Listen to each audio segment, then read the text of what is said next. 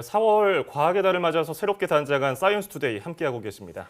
네, 저희가 이번에 개편하면서요, 우리 과학뉴스팀 기자들이 한 분야씩 맡아서 시청자 여러분께 쉽고 재미있게 여러 가지 정보를 설명해드리는 코너를 만들었죠. 예, 그렇습니다. 이 코너의 첫 번째 타자, 네. 우리 과학뉴스팀의 막내 기자, 잘 먹는 기자, 먹개비 기자, 이혜리 기자와 함께합니다. 어서 오십시오. 네, 어서 안녕하세요. 오세요. 먹개비까지는 아니고 한 미식가 정도로 표현을 해주시면 너무 좋을 미화한 것 거 같습니다. 아니에요, 미식가? 미식가가 좋을 것 같아요. 그래요? 네, 요즘 사실 의식주 중에서 이 먹는 것, 식이 좀 가장 중요하지 않나 네. 싶어요. 예, 요즘에 먹방이니 콧방이니 이런 게 워낙 인기잖아요. 그렇죠. 그래서 앞으로는 음식 하나에 어떤 재밌는 과학적인 이야기가 있을지, 그리고 또 이 음식이 내 몸에서 어떤 작용을 할지 이런 것들을 소개해드리도록 하겠습니다. 네, 우리 과학뉴스팀 기자들 사이에서 이혜리 기자가 제일 맛있는 걸 좋아하기 때문에 또 어떤 코너를 이끌어 갈지 기대가 되는데 우선 오늘의 주제 어떤 걸로 준비를 하셨습니까? 네, 많이 궁금하실 텐데요. 네. 오늘의 주인공 화면으로 만나보시겠습니다.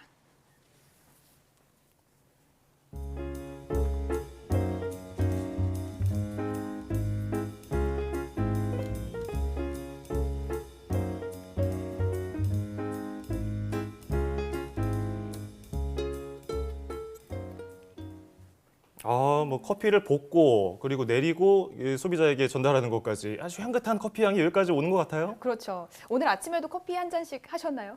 네, 저는 아메리카노를 매일 아침 마시고요. 아, 그래요? 어떤지. 저는 좀 멋있어 보이고 싶어서 피곤하기도 하고 해서 좀 진하게 에스프레소 원액을 그냥 딱 마셨는데 다들 평이 안 좋더라고요. 제가 옆에서 보니까 굉장히 좀 괴로워 보이시던데요. 예, 이게 다시는 그러지 말아야겠어요. 네, 아마 좀 에스프레소가 사실 좀 쓰긴 하지만 네. 오늘 장원석 앵커가 마신 커피가 좀 유달리 로스팅이 강하게 된 게 아닌가 이런 추측을 좀 해볼 수 있을 것 같아요. 예, 그 로스팅이 커피를 볶는 건가요? 그렇죠. 아하, 달달 예, 볶는 건데 그 쓰는 커피는 로스팅이 많이 됐다 이런 건가요? 그렇죠. 이제 커피가 쓰다라는 거는 보통 로스팅하고 연관이 깊습니다. 로스팅 말씀하셨듯이 커피를 볶는 건데요. 예. 생두를 볶아서 이제 원두를 만드는 과정에서 생두가 서서히 갈색으로 변하는 갈변 반응이 나타나게 됩니다. 그러면서 생두 안에서 다양한 화학적인 반응이 나타나게 되는데요. 예를 들면 물에 녹지 않는 성분이 물에 녹을 수 있는 상태로 변하게 되는 거죠. 그럼 이게 성분이 변하기도 하고 맛도 달라지는 건가요? 로스팅하면서? 그렇죠. 이제 로스팅 시간이 짧을수록 신맛이 많이 나고요. 서서히 달콤한 향, 캐러멜 향 이런 것들이 나타나다가 로스팅이 강하게 되면 이제 쓴맛이 나타나게 됩니다. 근데 요즘에 커피 전문점 열이면 열은 다 써요. 그렇죠. 사람들이 좀 강한 맛을 원해서 그런지 로스팅을 많이 하는 것 같은데요. 이게 왜 그러냐면 예. 로스팅을 많이 하면 커피 성분이 잘 우러나기 때문인데요. 그래서 업체들에서는 강하게 로스팅된 원두를 섞어서 사용하는 경향이 있습니다.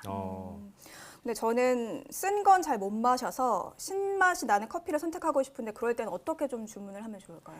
이렇게 보시면 좋을 것 같아요. 그러니까 신맛이 나는 원두가 따로 있거든요. 네. 예를 들면 에티오피아 남부에서 재배되는 이르가체페라는 원두인데 이 원두를 한 가지 종류로만 주문을 하시는 거죠. 이런 거를 싱글빈 혹은 싱글 오리지널 이렇게 부르거든요. 그러니까 이르가체페 싱글빈으로 주문하시면 제대로 된 신맛을 즐기실 수 있을 겁니다. 그렇군요. 네. 그럼 오늘 식사 뒤에는 쓴 거 대신 이거 뭡니까? 싱글 오리진 이런 거? 이르가체페? 이르가체페. 이런 걸 좀 주문해 보면 괜찮을 것 같아요. 네, 좋아요. 네. 근데 저는 요즘에 드립 커피라고 많이 드시던데 그것도 굉장히 좀 좋더라고요, 맛이요. 네, 사실 저도 드립 커피를 좀 더 좋아하는데요. 네.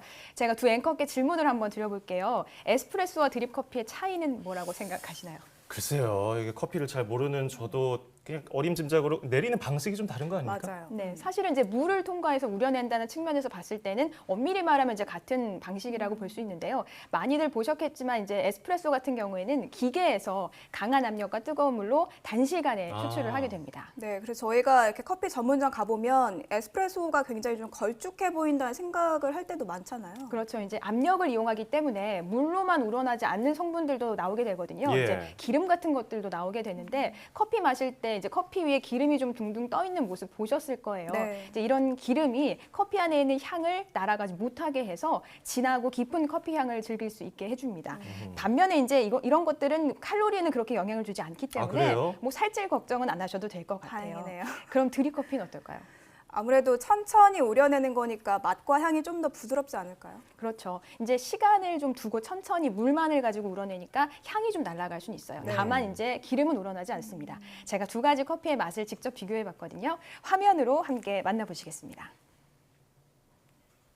에스프레소 같은 경우에는 핸드드립 커피에 비해서는 조금 더 농축되고 진한 풍미가 느껴졌고 커피를 마신 뒤에 코에서 느껴지는 커피 향이 굉장히 진했습니다. 반대로 핸드드립 커피 같은 경우에는 마셨을 때 굉장히 마일드한 향미와 그리고 부드러운 목 넘김이 인상적이었고 그리고 마신 뒤에 은은한 향기가 굉장히 매력적이었던 것 같습니다. 커피는 역시 취향대로 원하는 대로 마시는 게 좋을 것 같은데 방송 끝나고 제가 커피 한 잔 쏘겠습니다. 네, 좋습니다. 근데 지난번에 보니까 커피를 나오자마자 막 바로 마시더라고요. 성격이 급해서 뜨끈할 때 먹어야 또 더 피로도 풀리는 것 같고요. 네, 제가 커피를 맛있게 즐기는 법 화면으로 담아봤거든요. 함께 보시겠습니다. 사실은 커피 맛은 너무 뜨겁지 않은 한 65도 정도에서 가장 맛을 풍부하게 느끼실 수 있으세요. 그 정도면은 입에 넣었을 때 약간 따뜻하지만 편하게 넘어가실 수 있는 그런 온도에서 이제 즐기시고 그 다음에 약간 식을 때 한번 또 먹어보시는 게 마셔보시는 게 그 원두의 깊은 이제 모든 맛들을 다 맛보실 수 있을 겁니다. 저는 지금까지 커피 맛을 몰랐네요. 너무 뜨거울 때 뜨거운 거. 먹으니까 맛도 모르고 그렇죠. 혀도 데이는 경우도 있고 좀 식었을 때 먹고 네. 너무 뜨거울 때 마시면 또 식도암을 유발할 수 있다 이런 맞아요. 연구 결과도 있고요. 근데 그런 거 하면은 또 커피를 마시면 건강에 좋다, 뭐 암 예방한다 이런 연구 결과도 심심치 않게 들려와요. 네, 맞아요. 이제 커피를 하루에 한 서너 잔 정도 마시면 간암에 걸릴 위험이 한 72% 정도 낮아진다는 연구 결과도 있었고요. 예. 또 커피가 대장암 예방한다는 얘기도 있었고 어허. 최근에는 치매를 치료하고 예방하는 데 효과가 있다는 연구가 나와서 굉장히 주목을 끌었습니다. 네, 암뿐 아니라 치매까지. 지금 이혜리 기자 얘기 들어보면 커피가 정말 만병통치약인가 이런 생각까지 드는데요. 네, 근데 사실 좀 주의해야 될 점이 있어요. 네. 이런 연구들이 순수한 카페인을 가지고 실험을 하는 거기 때문에 우리가 매일 먹는 뭐 설탕 든 커피, 뭐 크림 든 커피는 얘기가 좀 다를 수 있겠습니다. 네. 이게 비만한 분들이 뭐 크림이나 설탕 많이 들어간 커피를 무작정 또 마신다고 좋은 건 아닐 것 같아요. 그런 네. 거 영향을 맞아요. 생각을 하면서 마셔야겠죠. 그렇죠. 이제 카페인만 놓고 보면 커피 전문점 커피 같은 경우는 하루에 2-3잔 정도 괜찮고요. 믹스 커피라 부르죠. 인스턴트 네. 커피는 8잔까지도 하루에 괜찮다고 하네요. 네, 오늘 첫 시간이었는데 우리가 매일 마시는 커피 속에 들어있는 재미있는 과학 이야기 잘 들었습니다. 이혜리 기자였습니다. 고생 많으셨습니다.